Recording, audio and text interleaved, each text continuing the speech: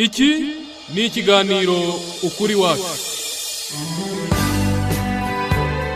Ikiganiro ukuri wacu kigamije gusobanurira abumva One Nation Radio ukuri kubiriho ibibera mu Rwanda, kikanatanga ishusho nyayo ya politike y'u Rwanda ku bari hanze yabo. Mwifurije kugira ibihe byiza kuri wowe nshuti mukunzi ukurikiye One Nation Radio, radio ya diaspora nyarwanda.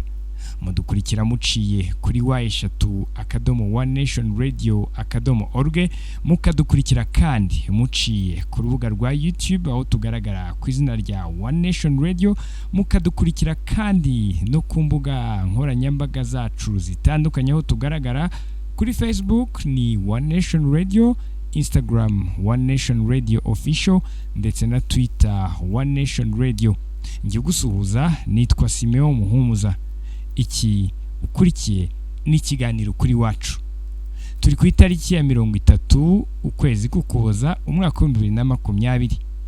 Hari muri uyu mwaka ku itariki 31 Kanama 2020 ubwo urwego rw'igihugu rushinzwe ubugenzacyaha mu Rwanda RIB rwerekanye Paul Rusesabagina wari ukandagiye mu gihugu ku nshuro ye ya mbere kuva mu 2004. Paul Rusesabagina kuri ubu ufungiwe mu Rwanda yafatiwe ku kibuga cy'indege Kanombe ku itariki ya 28 Kanama 2020 nk'uko ubushinjacyaha bwabitangaje.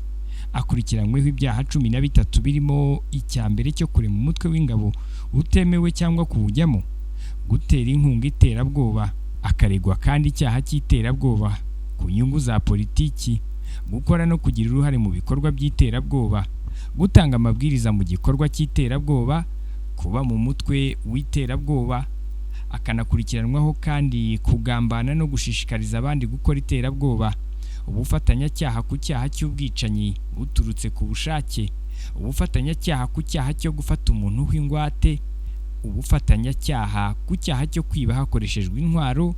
Rusesabagina kandi akaba uyazaburana ku bijyanye n'ubufatanyacyaha ku cyaha cyo gutwikira undi ku bushake inyubako, ubufatanyacyaha ku cyaha cyo gukubita cyangwa gukomeretsa ku bushake, ndetse n'ubufatanyacyaha ku cyaha cyo gushyira abana mu mirwano cyangwa ngo bakore imirimo ijyanye n'inshingano za gisirikare. Nyuma y'ifatwa rye, umuryango uharanira uburenganzira bwa muntu Human Rights Watch watangaje ko ifatwa rye rinyuranyije n'amategeko.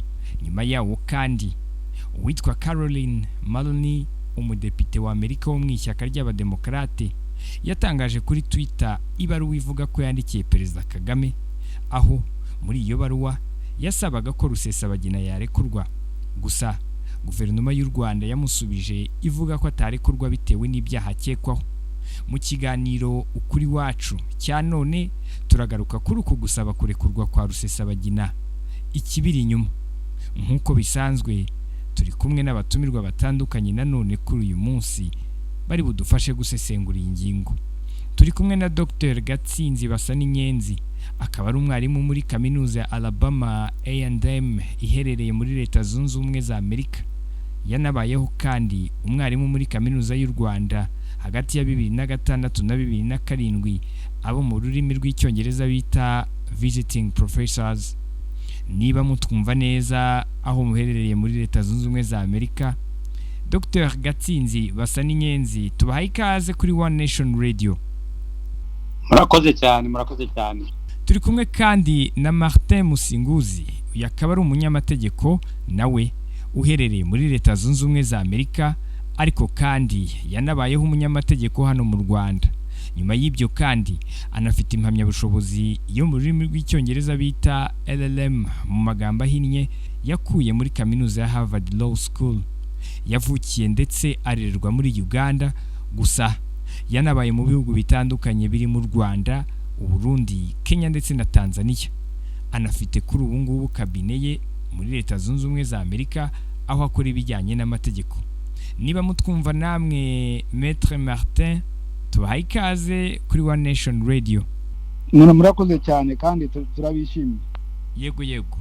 Gira ngo natangiye mbwira abantu uyu munsi ingingo yacu uyu munsi tugiye kugarukaho nimwe batumirwa dufite kuri uyu mugoroba, ariko mu gutangira wenda mpereye kwa Dr Gatsinzi basa n'inyenzi, ukurikira umunsi ku wundi amakuru, warabibonye ifatwa rya Rusesabagina uko byagenze nuko byagiye bikurikirana kugeza na magingo ya none, nubwo ataraburana ngo ibyaha bimuhame, ariko hari abantu bakomeje kumusabira kurekurwa.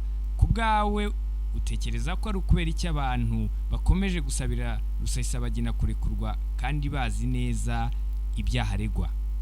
Umbabarire yuko ntemeranye nawe Simiyoni. Sinzi niba aba bantu koko bazi neza ibyaha Rusesabagina aregwaho, kandi niba bamwe barabyumvise barabwiwe yuko bamubeshyera. Hari ikintu kimwe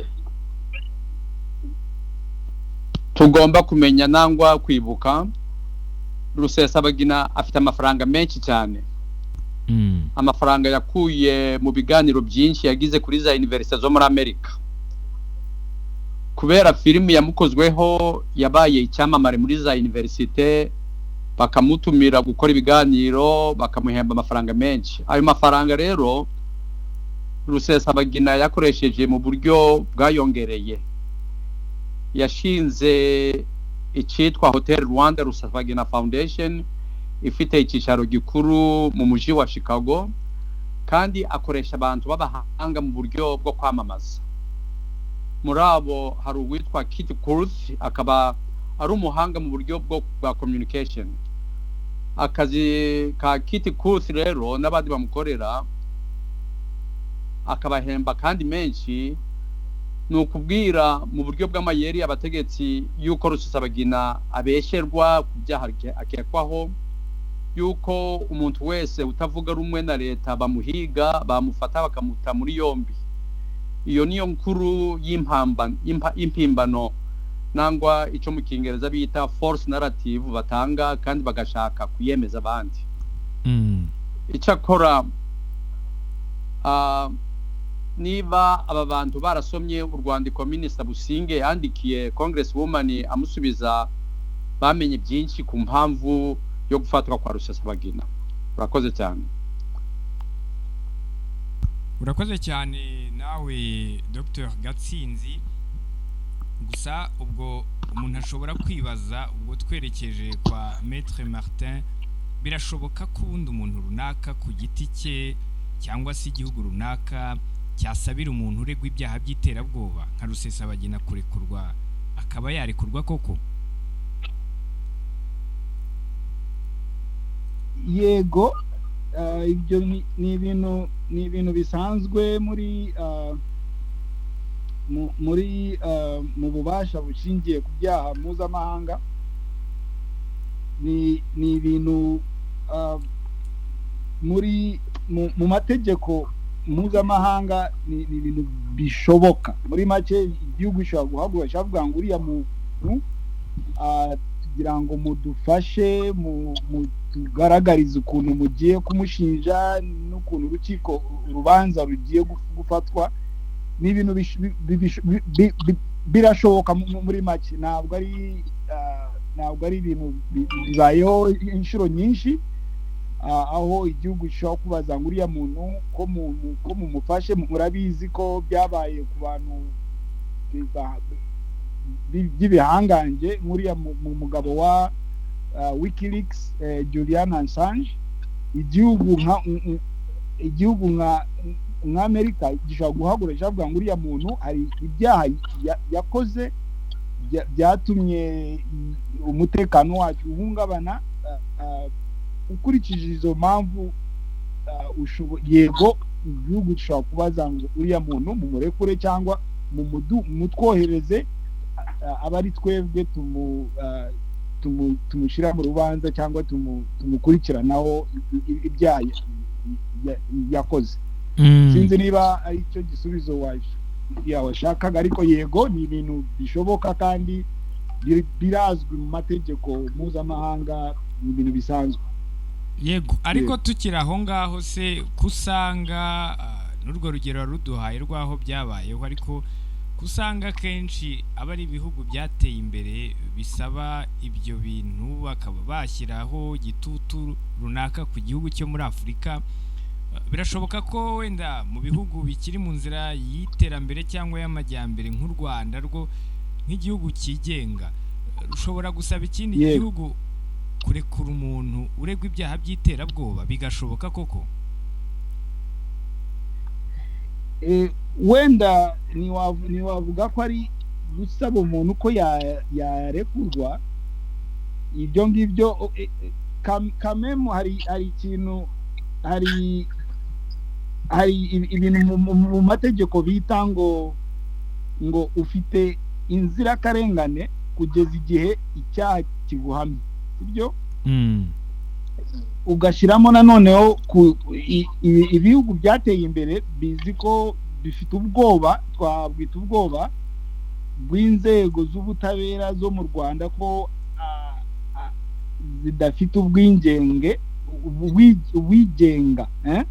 bityo Rusesabagina wenda niba ari bubone urubanza rwisanzuye kandi ruboneye cyangwa ruri free and fair, you know, mu gihe bashobora kuzana impamvu bifitiye bwite ko twebwira ko hatari bube free and fair trial, bashobora gusaba ko uwo muntu arekurwa, ariko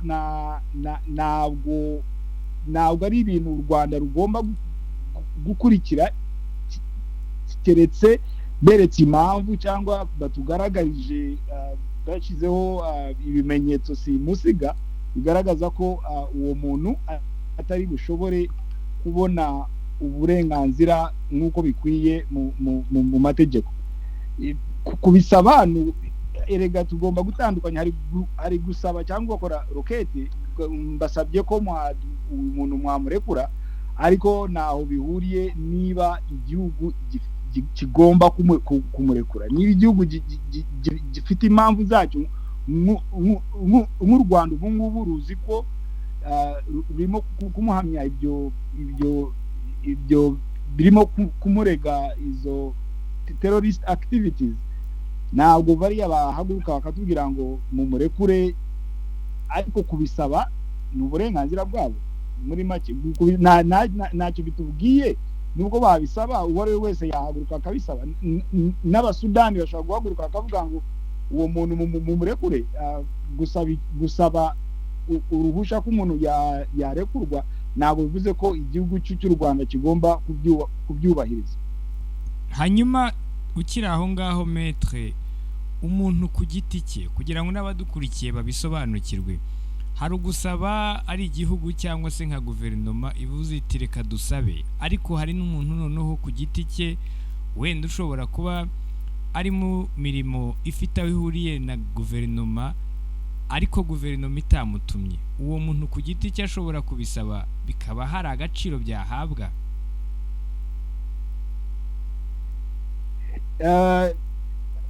Ibyo harimo ibintu bibiri nk'uko nasubiza icyo kibazo. Icya mbere ni ukwibaza nk'uko wabivuze, ese ambasaderi w'Amerika mu Rwanda cyangwa attorney general, umushinjacyaha mukuru muri Amerika yasabye ko Rusesabagina arekurwa? Niba muri make twavuga ko umuntu ukikiye Amerika, leta za Amerika z'ubwiyunge, niwe cyangwa perezida agasaba ikintu formellement, nka leta bisabe. Niba atari leta ibisabye ku giti cyayo cyangwa umutumwa intumwa nka ambasaderi, ntabwo twavuga ko ari leta yo muri Amerika yasabye ko Rusesabagina arekurwa. Ukeneye gutandukanya ibintu bitandukanye n'imbaraga z'ingenga. Muri make ni ugutandukanya representation y'igihugu bitandukanye na effort privé cyangwa umuntu bwite ku giti cye. iyo dukurikiranye uyu munyamategeko umudepite witwa Caroline Maloney, icyo twavuga nuko ni umuntu wabaye watowe mu matora, arimo kurepresenta akarere runaka cyangwa akagari runaka. ngira ngo ni yego ni New York niyo hagarariye, yatowe kuva mu 2013. yego sasa uwo nguwo ntabwo byakwitwa ko ari umuntu ku giti cye ubisabye. Icyo ugomba kumenya nuko abaturage be b'akarere ahagarariye bafite uburenganzira bwo kumwandikira bamupetisiyona cyangwa bamusaba ko yabafasha cyangwa yajya mu gukurikirana ikibazo runaka.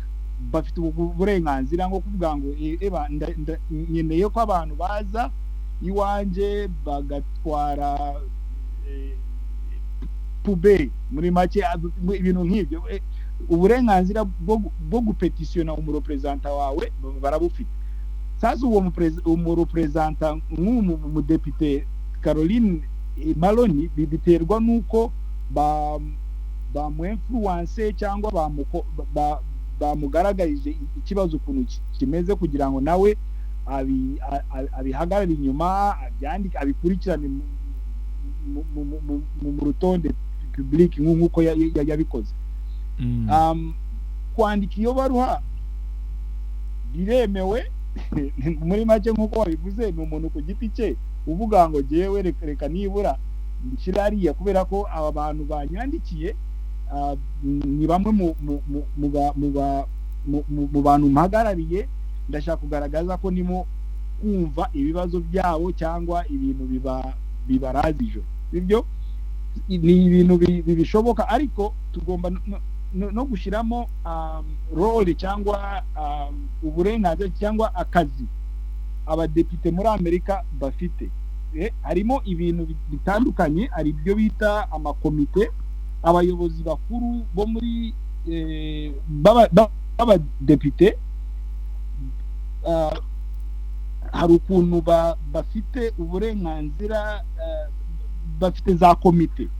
Muri make iyo ugiye mu badepite baragutora bitewe n'ukuntu n'ubumenyi bwawe cyangwa intere zawe ufite, bakagushyira muri komite zitandukanye zungirije zikoresha imbaraga. Hari par exemple hari muri kongre cyangwa mu badepite hari icyo bita komite zungirije zikoresha imbaraga z'isakoshi wayita cyangwa trezoriye. Ariko kubera ko bafite uburenganzira bwo kureba cyangwa gucunga imikorere ya leta n'igihugu, bikoresha izo mbaraga kubera ko nibo bemeza bije y'igihugu, bakavuga ngo okay, uyu mwaka turakoresha amamiliyoni 100 kugira ngo dufashe aba Egypt bakore election, cyangwa dufashe abagande kugira ngo bakore election ibihugu bitandukanye. Kubera ko bafite iyo droit yo kwemeza bije, barayikoresha kugira ngo zigire ingaruka kuri politiki y'ububanyi n'amahanga muri Amerika. Izo imbaraga za Congress zitera politiki y'ububanyi n'amahanga mu nzira zitandukanye. Urugero rumwe nababwira ni nka kera, hari igihe Perezida Barack Obama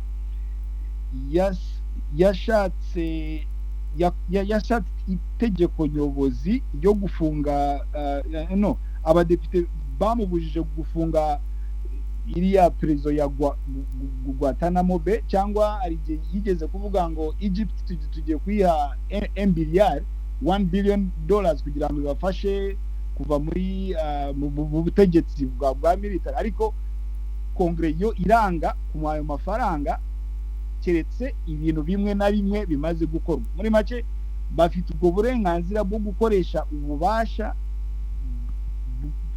bubahawe na constitution yo muri Amerika kugira ngo batume ikorana ububanyi n'amahanga, icyo bita foreign policy, kugira ngo influence foreign policy. So ni ibintu bishoboka.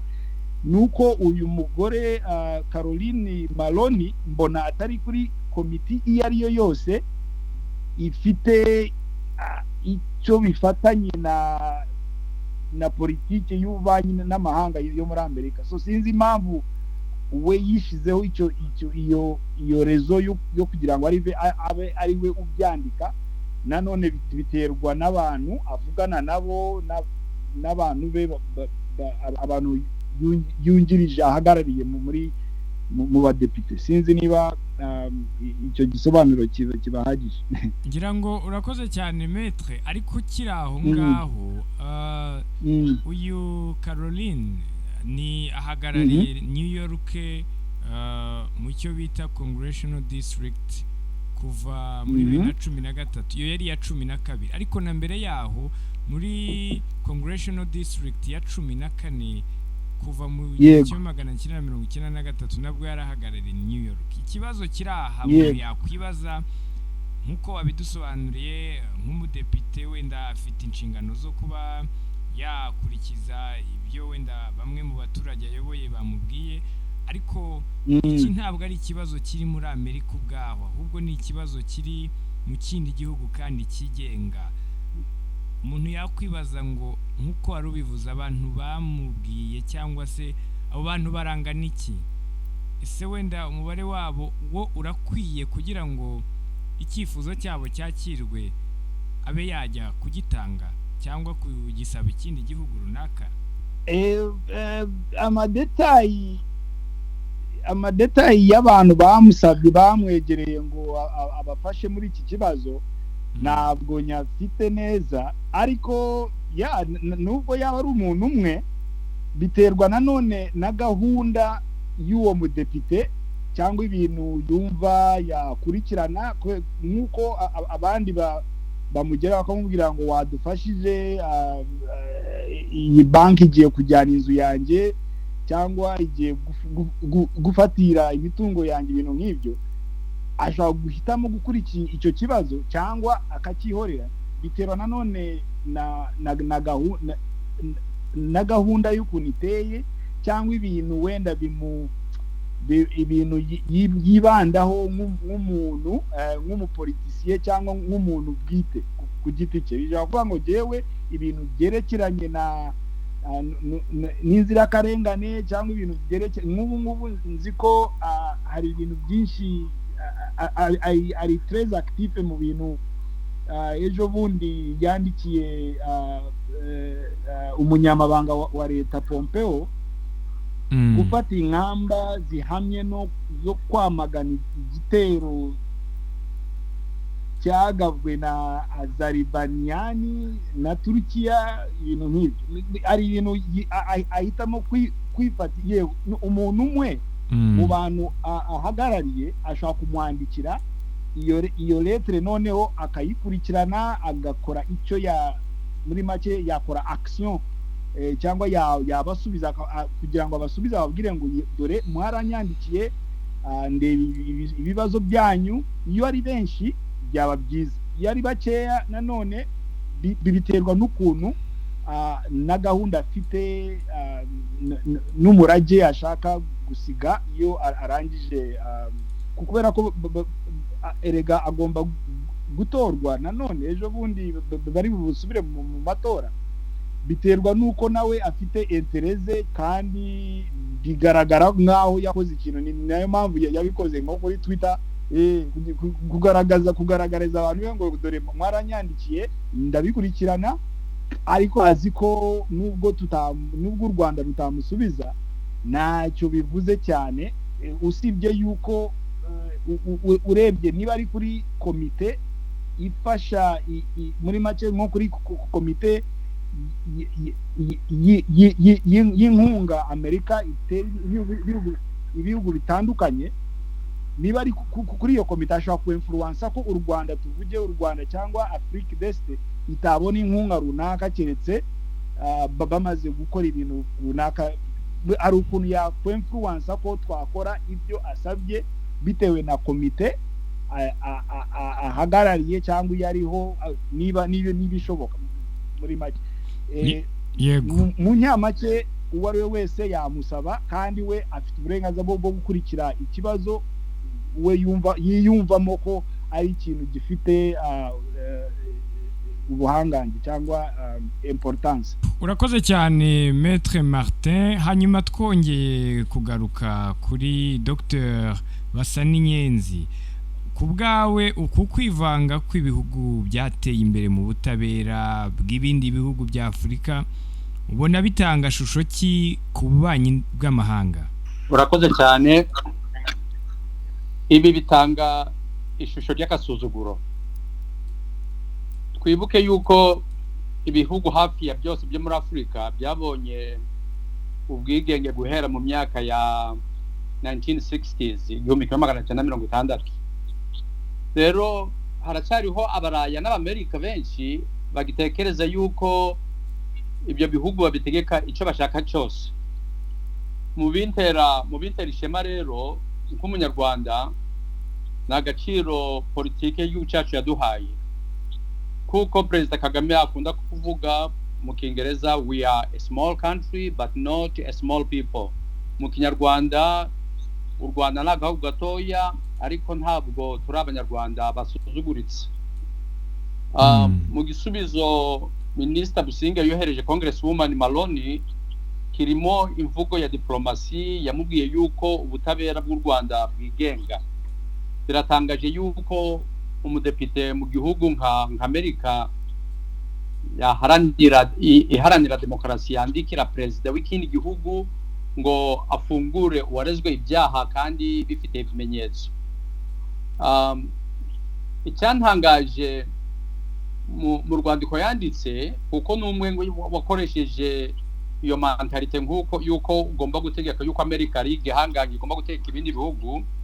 Icyantangaje cya mbere n'uwo yandikiye urwandiko yarwandikiye His Excellency President Kagame nkaho ari mugenzi we. Icya kabiri cyantangaje nuko yandikiye udafunze Rusesabagina. Ntabwo Rusesabagina ari mu maboko ya Presidence. Icya gatatu cyerekana agasuzuguro nyine ni tone nangwa imvugo yakoresheje abwira perezida wacu ngo arekure Rusesabagina bidatinze. Yanditse nkaho ari gutegeka, anavuga yuko Rusesabagina ari umwere kandi adafite ibimenyetso bikomeye. Maze nkuko twabivuze rero, nkuko twabivuze mbere, nkuko Maître yabivuze, Congresswoman Maloney ashobora kuba yarashize umukono ku bintu bamwandikiye. Icyakora nyuma y'urwo rwandiko yahinduwe imvugo ye, avuga ati I implore you, nangwa ndakwinginze. Muri makeya bitanga ishusho n'agasuzuguro, ariko ikinejeje muri ibyo kawe muri Amerika batekereza nkawe atari benshi koko. Yatanga perception mbi yuko babwirana babwira ibindi bihugu n'igitugu, ariko ni bakeya nkawe rwose, ubirebye ni bakeya. Urakoze cyane Dr Basaninyenzi. Hanyuma ngira ngo ariko tutarakuvaho, ubusanzwe tuzi ko ibihugu bifitanye umubano mwiza bihererekanya abanyabyaha.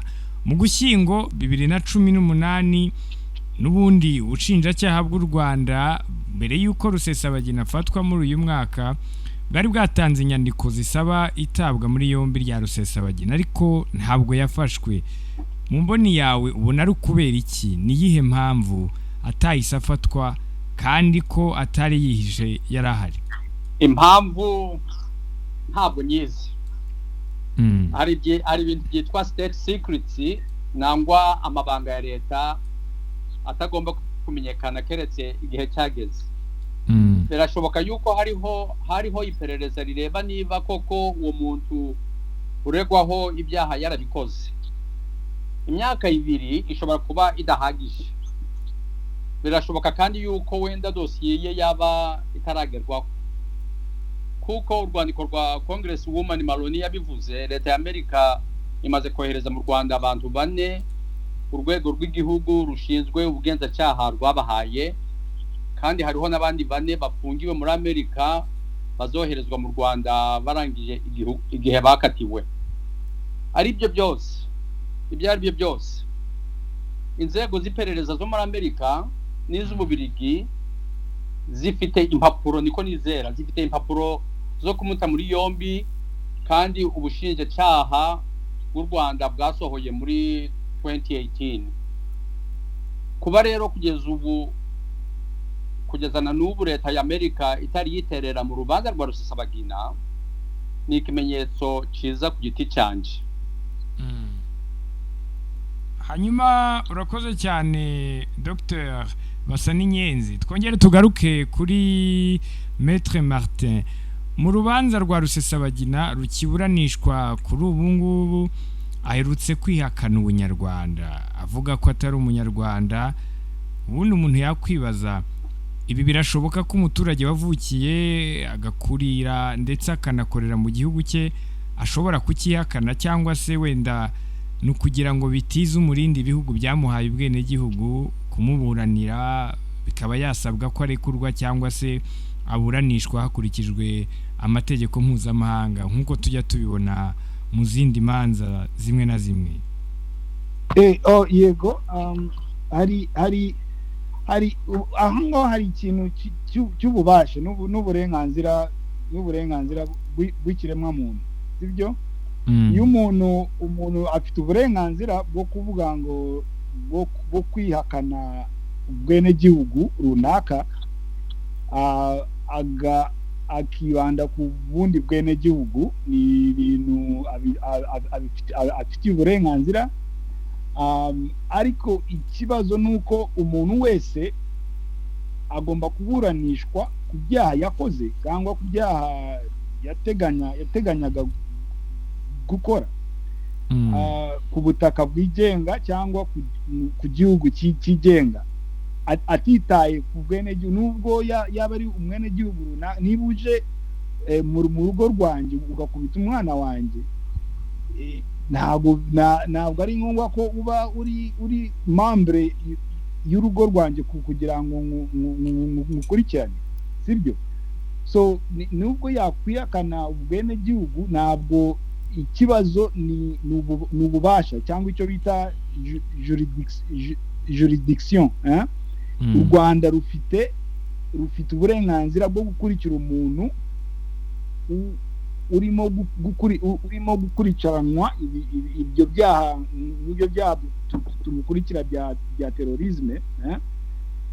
U Rwanda bwite rufite uburenganzira bwo gukurikira umuntu uwo ari we wese, nubwo yakwihakana ubwenegihugu. Ariko yego, abifitiye uburenganzira. Abantu barabikora buri munsi, ugahaguruka ukavuga ngo uyu munsi jewe numva bitewe na intere zanjye ubwenegihugu mfite n'u Rwanda ntabwo nta kamaro bugimfitiye cyangwa ntabwo nishaka. Ikibazo nuko atari cyo kibazo ubu ngubu. Ntabwo ari niba ari umwenegihugu, nubwo yaba ari umurusiya cyangwa umushinwa ukoze ibintu bya terorisme ku butaka bwacu, ku butaka bw'u Rwanda, u Rwanda rufite uburenganzira bwo kumukurikira mu Rwanda, bidatumye tumusubiza mu Bushinwa cyangwa iki.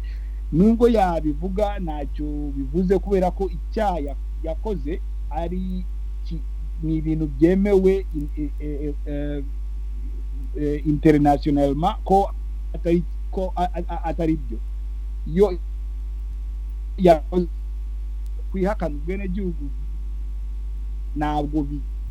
ntabwo bikuraho icyaha yakoreye u Rwanda. Hanyuma Maître, wowe nawe urubanza ngira ngo wenda wagiye urukurikirana uko ruri kugenda, ariko tuve noneho mu mategeko, ariko tujye mu busesenguzi ku giti cyawe. Ubona uko kwiyambura cyangwa se kwihakana igihugu cye yabayemo, yavukiyemo, yakuriyemo, akakihakana mu gihe ari kuburana, ubona wenda bishobora kuba ikibiri inyuma ari ikihe mu busesenguzi bwawe? yego mu busesenguzi bwanjye ukuntu mbibona ni nka strategy ya litige. Iyo uvuze ngo jewe ndi umunyarwanda kandi ugakomeza ko witwa kuri umunyarwanda, icyo gihe leta y'u Rwanda ibi gufiteho uburenganzira bumeze nk'aho busumba ibindi bihugu cyangwa internationellement, biba bifite akamaro kubera ko niba uri umwene gihugu wanjye, niba uri umunyarwanda cyangwa uri umwene gihugu, icyo gihe amategeko aragufata tuvuge birusha nk'uko wavuga ko utari umwene gihugu, kubera ko iyo utari umwene gihugu, icyo gihe igihugu cyawe gishobora kuintervena cyangwa kikaza kikagerageza kunganira kugusuporta ibintu nk'ibyo. Ni muri make ni litige, ni strategy ya litige y'ukuntu yaburana neza, avuga ko ari ikintu bita ngo bilateral, nabivuga gute, ni amategeko tumvikanaho n'ibihugu muri rusange. Iyo tumvikanye ko niba mufite umwene gihugu mu gihugu cyanyu wakoze ibyaha runaka, bashobora cya gihugu yitwa ko ari icye gishobora kumuhamagara ngo aze cyangwa gusaba u Rwanda ngo mutuhereze uwo muntu ari twe tube tumukurikirana cyangwa tumushinja ibyo byaha. Iyo abibonye gutyo akareba ubuntu, kureba avantage muri make abanyamategeko cyangwa abavoka bamurepresenta nibo bamubwiye ngo iyo uvuze ko utari mwene gihugu cy'u Rwanda cyangwa ari ibindi bihugu, iyo wavuga ko uri umwene gihugu w'ibyo bihugu, nibwo twagufasha kugira ngo tugukure mu Rwanda, kubera ko urabona icy'ingenzi bashaka kugeraho nuko yakurikiranwa mu kindi gihugu kitari u Rwanda.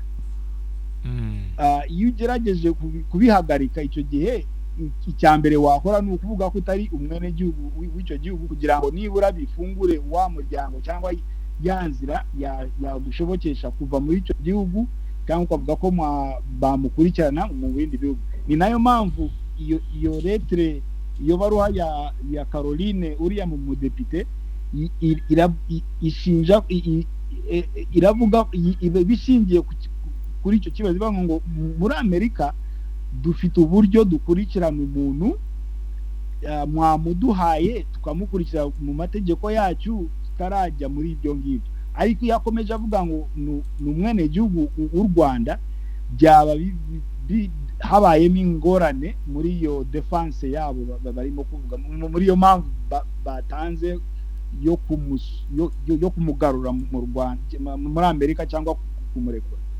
Ariko se ubundi ubwo metre birashoboka ko umuntu wageze mu gihugu cye nubwo ari wenda kihakana, ariko igihugu cyatangiye kumuburanisha gishobora kumutanga akajya mu gihugu kitari icye, akaba ariho akurikiranirwa mu mategeko? Ibyo birashoboka, biremewe? Ntabwo mpamya ko bishoboka, nubwo yabivuga. Ni ibintu n'ubundi ni decision iri bufatwe n'abacyamanza n'abajuge, ariko iyo byari kumufasha niba yigeze kwihakana igihugu mbere y'uko afatwa.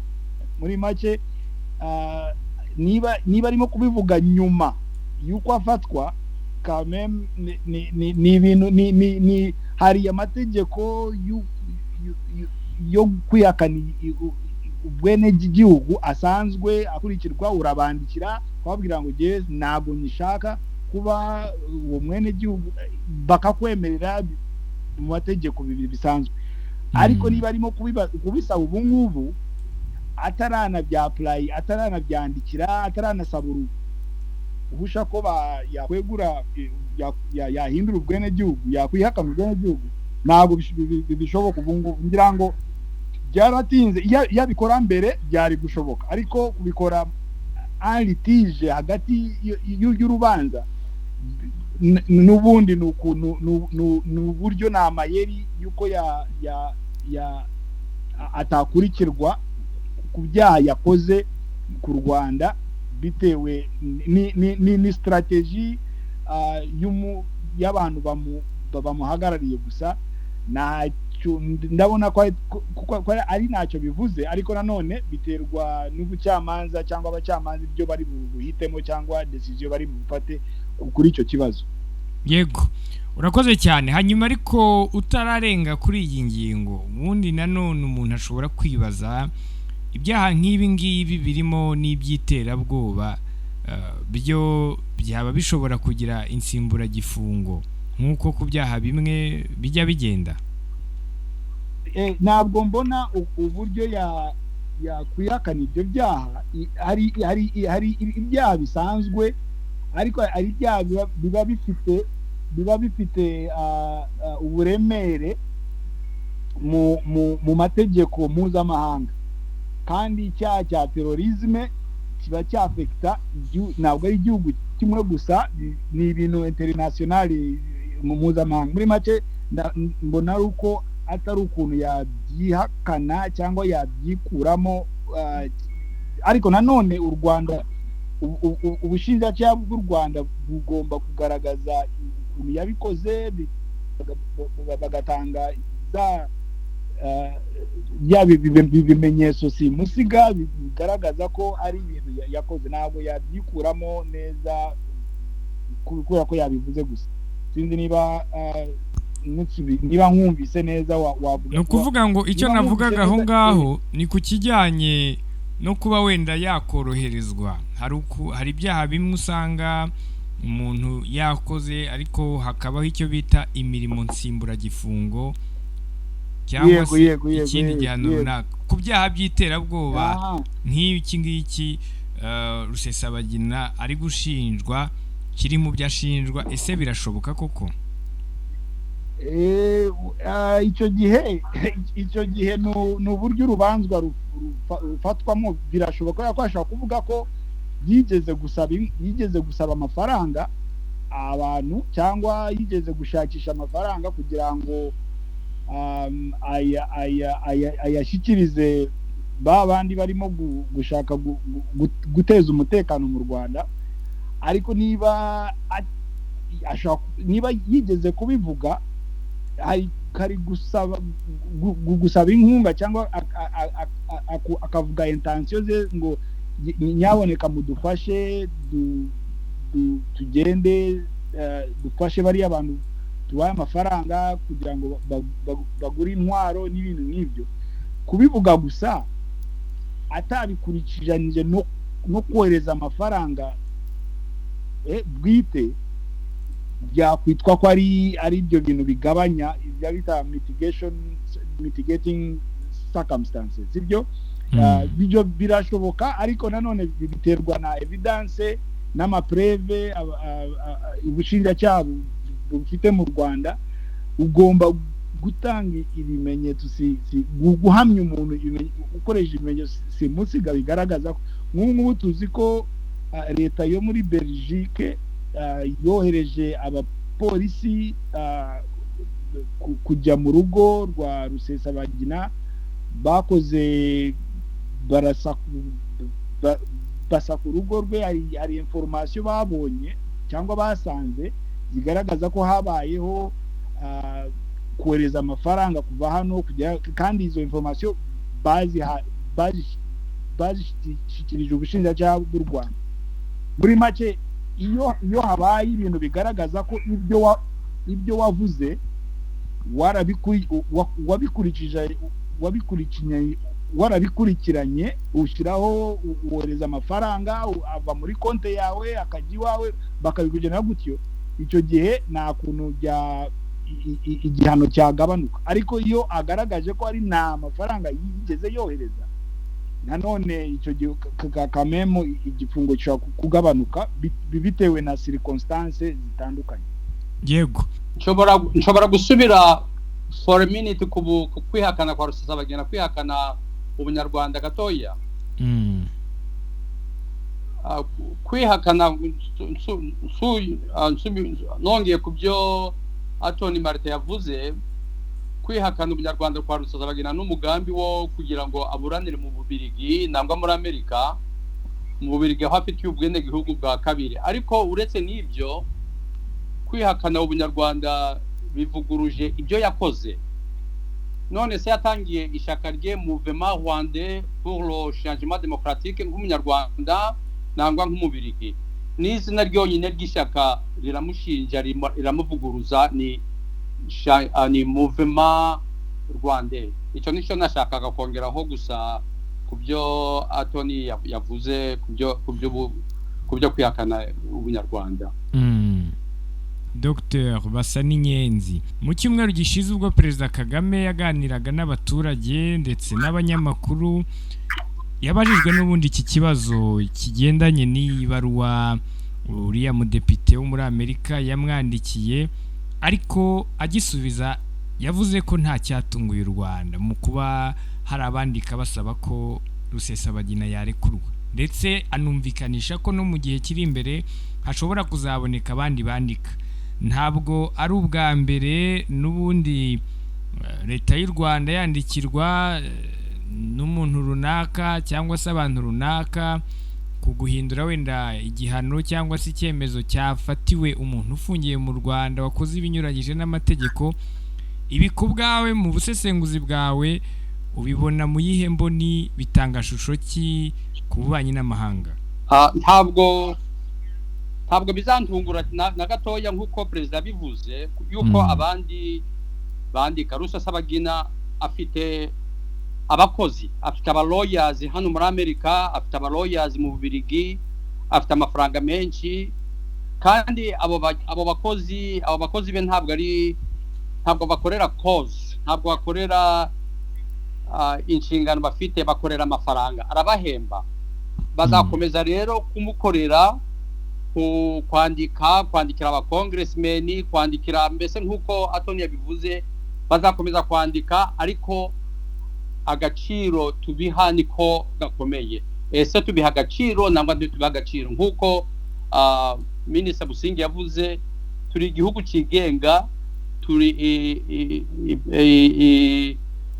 intego zacu zirigenga. Ntabwo rwose bizantangaza na gatoya abandi wongeye kwandika izindi zandiko, ntabwo bagatuma n'abatumwa kunegosiya, kuko amafaranga niyakora muri iki gihugu n'amafaranga akora. Urakoze cyane Dr Basaninyenzi. Reka nongere nibutse mwe mudukurikiye ko yari One Nation Radio, mukurikiye radio ya Diaspora Nyarwanda. Uyu munsi mu kiganiro cya none twagarukaga ku ngingo igendanye n'abasaba irekurwa rya Rusesabagina. Mu by'ukuri igishobora kuba kibiri inyuma. Turi kumwe n'abatumirwa bari kudufasha gusesengura iyi ngingo. Turi kumwe na Dr Basaninyenzi Gatsinzi, akaba ari umwarimu muri kaminuza ya Alabama iherereye muri Leta Zunze Ubumwe za Amerika. Turi kumwe kandi na Martin Musinguzi, uyu akaba ari umunyamategeko, nawe tukaba turi kuganira aherereye muri Leta Zunze Ubumwe za Amerika. Maître Martin Musinguzi, mbere yuko tugana ku musozo, hari abantu badukurikiye muri kino kiganiro, hari ubutumwa ushobora kuba waha abadukurikiye mu gihe cy'umunota umwe, hanyuma tukagana ku musozo? Murakoze cyane. Na byinshi twavuga kuri ibi, ni ibintu byumvikana. Icyo navuga ko nubwo Maroni yasabye ko Rusesabagina yarekurwa, ntabwo bikuraho cyangwa ntabwo bigabanya uruhare rwe ku byaha aregwa. Yemerwe kwirwanaho mu buryo bukurije n'amategeko kandi bikwiye,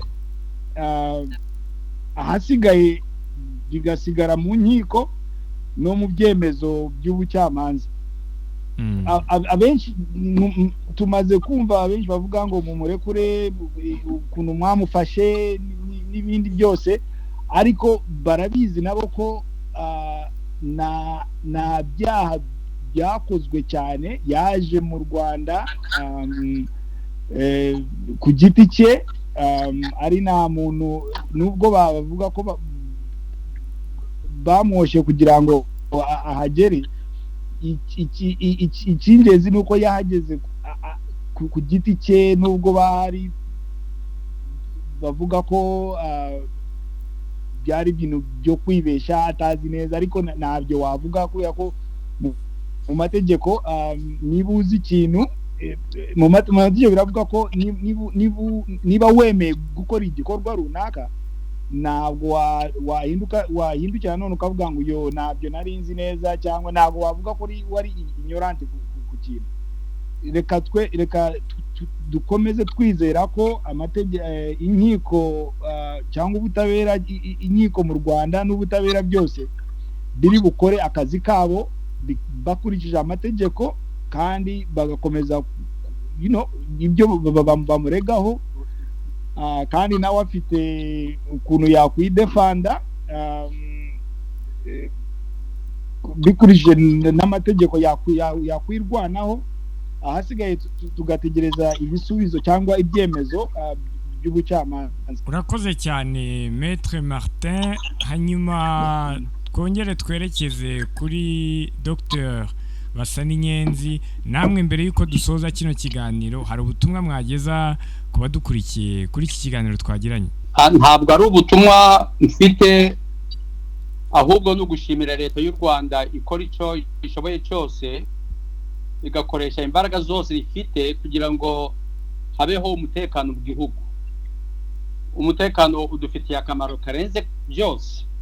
Kumenya rero yuko leta yacu idashobora kwihanganira uwo ari we wese wagerageza guhangabanya umutekano, ni ikintu kigomba gushimisha umunyarwanda wese aho atuye hose.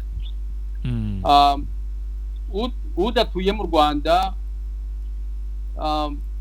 kugira ngo utembere igihugu cyose ku manywa na nijoro ari nta road block ubona, ni bidasanzwe, kandi tugomba kutabifata for granted. Haba hariho imbaraga nyinshi leta yabishizemo. Gufatwa rero kwa Rusesabagina ni urugero yuko ntacyo leta itazakora kugira ngo uwo mutekano uganze mu gihugu cyose. Njyewe kwa rugushima gusa n'iryo jambo ryanje riheruka ryo gushima leta kubera uwo mutekano iduha mu gihugu. Urakoze cyane Dr Basaninyenzi. Ubwo rekana nabonereho kubwira mwe mwese mwari mudukurikiye ko uyu ari wo musozo w'ikiganiro ukuri wacu cya none. Twari kumwe n'abatumirwa badufashaga gusesengura ingingo yacu y'uyu munsi wa none. Twari kumwe na Dr Basaninyenzi Gatsinzi, uyu akaba ari umwarimu muri kaminuza ya Alabama A&M iherereye muri Leta Zunze Ubumwe za Amerika. Yabayeho umwarimu muri kaminuza y'u Rwanda, abo bita visiting professor, hagati ya 2006 na 2007. Twari kumwe kandi na Martin Musinguzi, uyu akaba ari umunyamategeko nawe uherereye muri Leta Zunze Ubumwe za Amerika, ariko kandi wanabayeho umunyamategeko na n'ubu ukiriwe hano mu Rwanda. Nyuma y'ibyo kandi yanafite impamyabushobozi yo mu rurimi rw'icyongereza bita LLM mu magambo ahinnye, yakuye muri kaminuza ya Harvard Law School. Yavukiye ndetse arererwa muri Uganda, gusa yanabaye cyane mu bihugu bitandukanye birimo u Rwanda, Burundi, Kenya ndetse na Tanzania. Anafite kabine ye kuri ubu ngubu ikorera muri Amerika ibijyanye n'amategeko.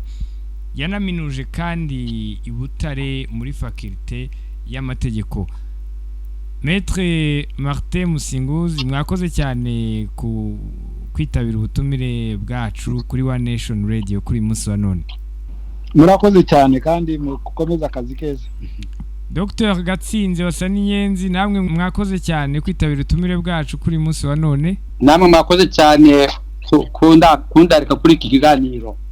Yego. Kandi twanifuriza abanyarwanda bose umwaka muhire.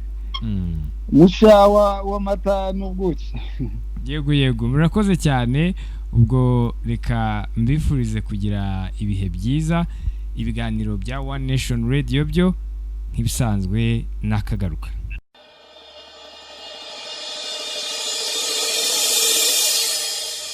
Iki ni ikiganiro ukuri wacu. Ikiganiro ukuri wacu kigamije gusobanurira abumva One Nation Radio ukuri kubiriho ibibera mu Rwanda, kikanatanga ishusho nyayo ya politike y'u Rwanda ku bari hanze yabo.